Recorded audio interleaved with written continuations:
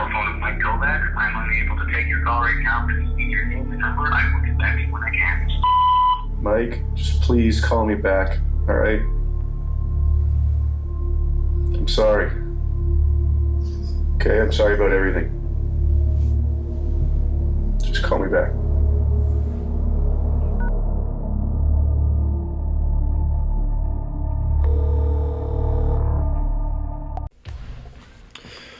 Welcome to Cinema Cheese. Today we're going to be talking about and taking a look at 2017's horror documentary, not a documentary about horror movies. Well, it kind of is, so to speak.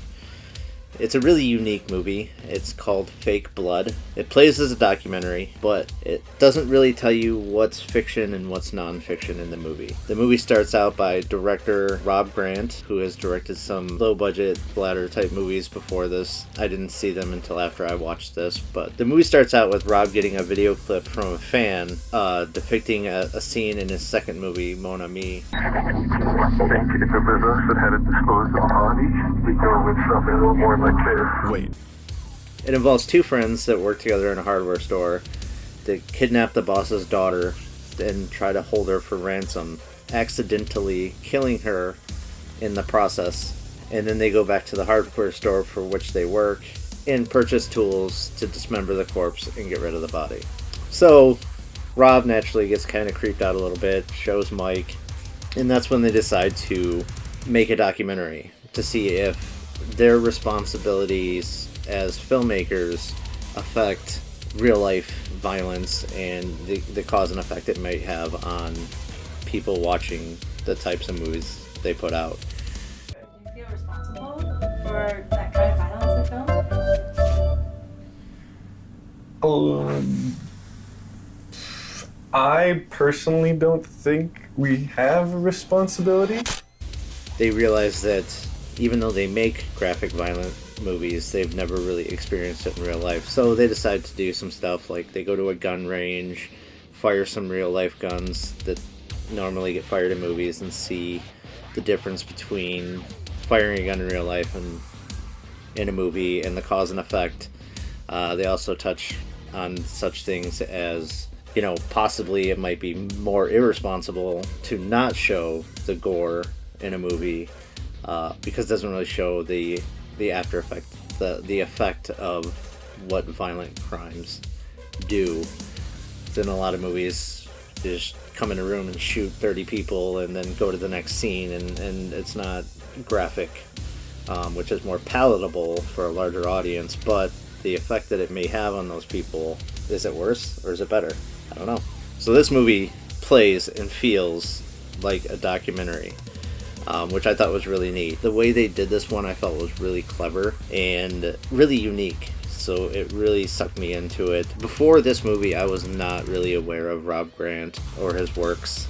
After watching this, I did go and watch his first movie, Yesterday, which is also referenced in this movie a little bit, not as much as Mon Ami, but it shows clips from it. It's a low-budget zombie splatter film, you know, made by some youngsters, first time making a movie, but it's a lot of fun to watch. I love the low-budget, you know, indie practical effects where, like, guts are just falling out and heads are exploding and, you know, red liquid is shooting out. Love that shit. And then I watched his newest one, Harpoon, which definitely had a higher budget than this one and Yesterday, and that was also really good. So I'm excited to see Mon Ami when it comes in.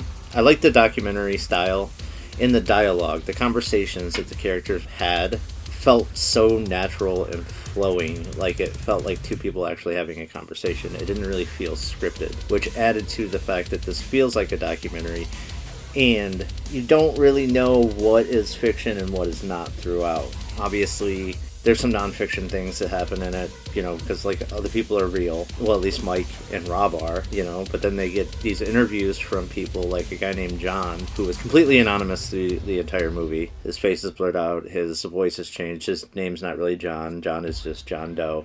In the stories that he tells, it's like, is that real or is that fake? You know, and so it keeps you guessing a little bit. If you do a little bit of research, like going to IMDb and stuff, Like, you can kind of figure out kind of what's real and what's fake, but it takes away from the fun of the movie. And I don't really want to spoil anything, so I'm not going to touch too much on anything that I might think may be a spoiler, because even though this movie is 7 years old, I thought it was really clever. It's not perfect, and I'm going to get into my dislikes here in a minute, because there are some. But as far as the likes go, it was really clever, unique, different. The concept was really good, and the acting was really good too, because it felt natural. And both Mike and Rob are credited as writers, and I believe that's because they improv'd a lot of the stuff. I think they had an overall idea of the story and the things they wanted to touch upon, but I feel a lot of the conversations were just kind of talking, if that makes sense. And I could be wrong. Like I said, I have a feeling of, I know what some of the stuff that is fiction and not non-fiction, but I'm not 100%. I didn't do a lot of research,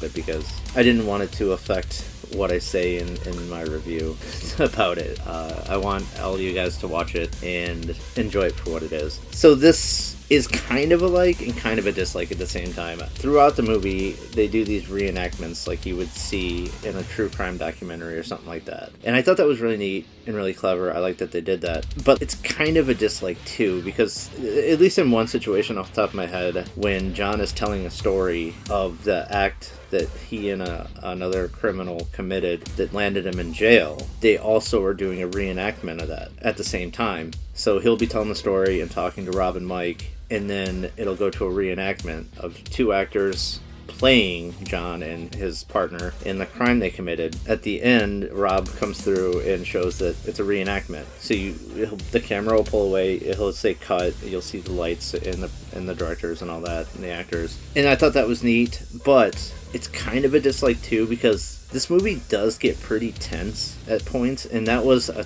pretty tense scene when John was telling the story. But when I'm seeing it being reenacted on screen as the story's happening, it tells me that the danger that's possibly happening by Rob and Mike talking to this criminal, it has an ending point, because they got out of that situation and recorded a reenactment, obviously after, because they were hearing the story for the first time. So I thought it was clever, but I think it worked against them a little bit. I don't really know how they could have done it in a better way, but the movie is still pretty tense, and it's got a lot of like suspense and drama throughout. Really, really well done. Definitely a fun watch, definitely different. But, like I said, there are some dislikes. That is one of them. And my other one, without touching too much upon it, because, like I said, I don't really want to spoil it, I felt the ending was just kind of flat. I don't really know what would have made it better, because, like I said, it all kind of depends on what's real and what's fake in the movie. If all of the work is non-fiction, then the ending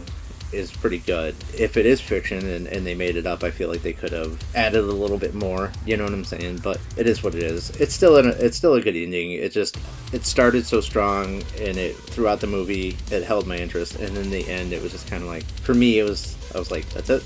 But you know, it is what it is. They did go into some pretty good detail. Like I said, they got interviews from John, who was a consultant on a different movie that Mike's friend was working on. That was like a crime movie, like mob boss type thing, and they brought John in as a consultant. That's how Mike got John's phone number, from his other filmmaker buddy. So I thought that was really neat and really interesting, and they also at other times contact their lawyer friend who is a defense attorney, and you know, just those conversations all felt really natural and just added to the whole fact that this might be a nonfiction, you know what I mean? Like, this might actually be a real documentary. I also like the little things, like I said, I touched a little bit about going to the gun range and shooting the guns. They also went to a dojo and got into like a sparring fight to see the actions of actually getting hit, because they both kind of mentioned that they had never actually been in a fight before in real life, so they felt kind of like hypocrites about making these violent movies without actually experiencing it in real life. So I thought that was kind of neat. And some of the other points they bring up, like the one actor that plays John in the reenactments, you know, he even mentions, he's like, I've been more fucked up by romantic comedies than any violent movie, you know, because it puts this illusion of what love is, what life should be, you know, and all this other stuff, which I can get behind. He went into more detail than I am. I'm trying to keep this video on the shorter side. But while not perfect, 2017's Fake Blood is really, really good. Definitely entertaining, definitely different. Definitely check out Rob's work in this and the other two movies that I have seen of his. Harpoon, his newest one, and Yesterday, his first one, were both really good. Yesterday probably may not be for everybody. Like I said, it is a low-budget indie splatter zombie flick, but it is super fun to watch. Mike, starring in that movie and in this one, I feel like he has like a really good screen presence to him. Like, he just seems like a cool guy, you know, like somebody I would talk to. Okay? Somebody I feel would, like, I think would be kind of cool to like hang out with, you know what I mean? But maybe that's just me. Anyways, that's all I really got for now for Fake Blood. I hope everybody goes out there and enjoys it. Like I said before, all three of the movies I mentioned, with the exception of Mon Ami, are available for free on Tubi. Definitely go check out all three. And if you do, like always, come back here, let me know what you thought. If you have seen any of them already, hit me up in the comments, let me know what you thought of them. And until next time, keep watching Cheesy Cinema, but most importantly, keep watching Cinema Cheese. It's your boy Queso out. Peace. Do you make people go out kill people? I doubt it. But do you change how the guys who kill people behave? Yeah, I'd say so.